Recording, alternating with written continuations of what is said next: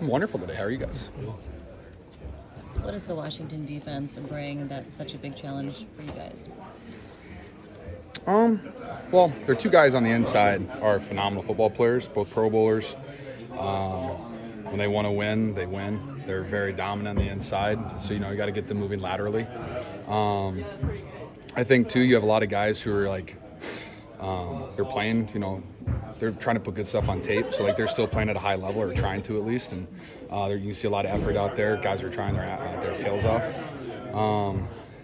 After that, I would say they do a lot of different stuff in the secondary too to try to confuse quarterbacks. Granted, like they've kind of gotten a little bit more basic with when they switch defense coordinators, but like that's made it easier for them to play, and they're just flying around playing fast.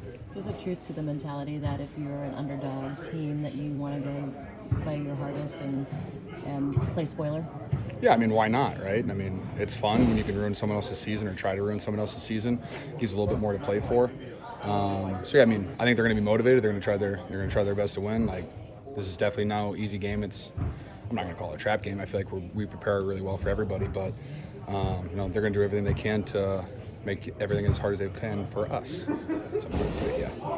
George, Brock was just saying that he felt like in the second half of that game, he called it a sucky mindset, where he was kind of stuck between like playing the position and trying to get it all back at once.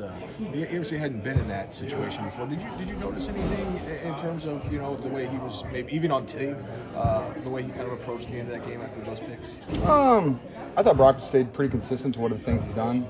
I think Brock's trying to give you guys good answers. I don't really know. I think one thing Kyle said, there might have been a couple plays where you didn't have to force something, you could have checked it down. I'm not going to tell Brock how to play that position. I trust his instincts. He's done a great job so far in the last 2 seasons. He's done a great job his whole career. So however he wants to play the quarterback position, I'm okay with it. I asked you the other day whether you had ever felt this good late in the season, and you laughed at me. But you seem to be playing so fresh and so well late in the season. How do you maintain the health that you have this year, you think? Is it just good luck? Is it the way you prepare? Luck is definitely a part of it. Like, you can't control if someone throws you a high ball and someone takes out your knees. You can't control that. But, if you're not dealing with that stuff, it's a lot of preparation. I mean, football is my job. I love playing it. Mm-hmm. I spend every second I can, whether I'm in this building or outside of this building, doing rehab, recovery techniques. Mm-hmm. I do a lot of stuff in the offseason too to prepare my body for it too. And so yeah, it's a lot of work. There's a lot of guys that there's a lot of guys who play at a high level who really take care of their body 24/7, and there's some guys that don't, and you can kind of see that kind of tail off at the end of the season. And the guys who try really hard usually play them most games. Do you feel you're picking up steam almost? I mean, you did look your big game the other night, and you're looking. I felt better, but I've also felt worse. But I'm playing football, and I'm taking all the reps, so I'm just happy to be playing football. George, chatter after a game like that, it was a wake-up call for the 49ers, which would infer that you guys needed to be humbled or whatever. For sure. Is there any truth to that? Like, do you feel like there was some sort of reset after a loss like that? Me personally, no. I'm confident in our football team. It's hard to win when you have over 100 yards in penalties and 5 turnovers. I don't think we put a lot of that on tape, especially in the last 6 weeks. We played it pretty efficiently as an offense. Forced a lot of turnovers on defense. We've been playing really good football. I'll just call it a, unfortunately, really sloppy game, and the Ravens are too good of a team to, take advantage of that. And they all, it was 12-16 at halftime, and we had 3 turnovers. So, could we play better? Obviously. We left a lot of stuff out on the table. And you got to give the Ravens credit for taking, they took advantage of that. But, I wouldn't call it a wake-up call. I just call it, hey, guys, let's just try not to do that again. I think you're 9 yards away from 1,000 yards. Does that number register with you? Is that something that would be meaningful for you? Yeah, my goal every year is 1,000 yards, 10 touchdowns. It's a goal I've set for myself since my second year. My tight ends coach made me do that. And I love having that mindset, just something to strive for. Is it the most important thing? No, winning is.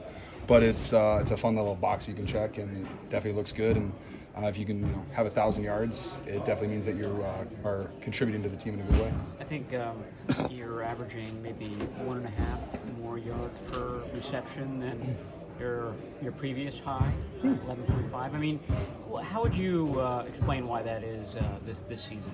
Well, I think I have that like 60 catches, so you just gotta get as much yak as I can with all those. That's about it. Got a lot. Got some more deep balls. It's fun. You got to break away and run a little bit. So, we have so many mouths to feed on this offense, which is a great problem to have. So when you get that ball in your hands, you just want to do everything you can to run as far as you possibly can. Does that almost make the 1,000 more meaningful because you got like 3 other guys that are doing It's a cool statistic. Yeah, I mean, like, and I don't sit and look at my Twitter stats 24/7. I'm not a big guy into that, but it is cool when you're on a team that has a lot of guys playing at a high level. It's hard to BS your way to 1,000 yards. You have to go out there and put a lot of good stuff on tape. And the fact that we have, one guy's done it. Me and Debo are pretty close. Christian's leading the team in touchdowns. It's the 1,300 yards rushing. Like, we have a lot of guys that are contributing at high levels. George, do you have any strong memories of the last time you guys were in Washington with the rain game? The Mud Bowl? Yes. Me and Dwelly just watched that whole game on the tape. Crazy how different the team is, but a lot of the same plays, a lot of the same mindset too. It was really fun to watch that one. Just watch the opposite side of the ball, but it's crazy how much our offense has evolved since then. But at the same time, yeah, great memories in that one. A lot of fun faces to see on that, but hopefully it's not like that again. But if it is, hey, can't wait. George, over the last few years, what has been the toughest part about overcoming some of the deficits that you guys have had? Where have we had deficits? So the stat, I think, is 1-31 right now under Shane. Oh, that? Yeah. Well, I would have to say, I think 2017, 2018, we weren't a very good football team, so, that's kind of a tough one to set on. But, yeah, I mean, you have to be able to come back in, games you start slow. We haven't done a great job of that overall, especially in the fourth quarter. I see that. My answer for it would be either, don't get behind or just go out there and make plays. I mean, like I said, sure, we had a lot of turnovers against the Ravens, but with 2 minutes left, we were, on the 1 yard line, could have scored, kicked an onside kick. You never know what's going to happen. But obviously, it's not your favorite stat, but I mean, I think this team does a really good job of winning a lot of football games, so I don't think about it too much. All right, thanks. Thank you, George. Thank you.